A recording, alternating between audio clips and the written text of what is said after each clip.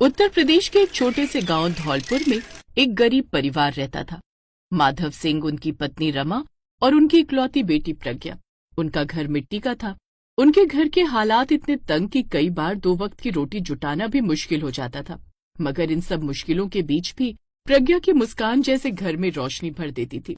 एक दिन प्रज्ञा अपनी माँ के साथ गांव के कुएं से पानी भरकर लौटी तो पिता घर आ गए थे, जो कि काफी उदास थे। क्या हुआ जी, आप इतने उदास क्यों हैं? तभी माधव सिंह ने गहरी सांस भरते हुए कहा, रमा, अब तो खेत भी बिक गया। पता नहीं इस बिटिया का क्या होगा। शादी की उम्र भी हो गई। क्या खेत भी गया? खैर कोई बात नहीं जी, भगवान है, कोई रास्ता निकाल देगा। प्रज्ञा ये सब सुनती रही। उसकी आंखों में नमी थी पर होठों पर वही प्यारी सी मुस्कान थी। वो उन्हें हौसला देते हुए बोली, बाबा, मेरी किस्मत में जो लिखा होगा वही होगा, आप चिंता मत करो। अब मैं गैया को चारा डालकर आती हूँ। ऐसा कहकर प्रज्ञा गाय को चारा डालने चली गई। उसी गांव में कुछ दूरी पर सेठ धनराज का बड़ा हवेली जैसा घर था। शहर से लौटे उनके बेटे विराज और बहू सुहानी बहुत पढ़े लिखे और अमीर थे, लेकिन शादी को 5 साल बीत चुके थे और अभी तक सुहानी माँ नहीं बन पाई थी। डॉक्टरों ने साफ कह दिया था कि वो कभी माँ नहीं बन सकती, जिस कारण सुहानी के मन में खालीपन था और इसलिए सेठानी हर रोज मंदिर में जाकर पूजा करती थी। हे भगवान, हमारे खानदान की विरासत कौन संभालेगा? कोई रास्ता दिखला प्रभु, मेरी बहू की गोद भर दे।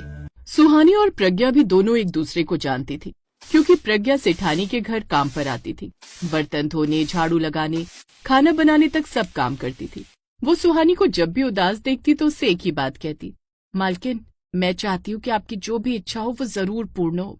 फिर एक दिन सुहानी ने देखा प्रज्ञा पूजा घर में भगवान से कुछ मांग रही थी। क्या मांग रही हो प्रज्ञा?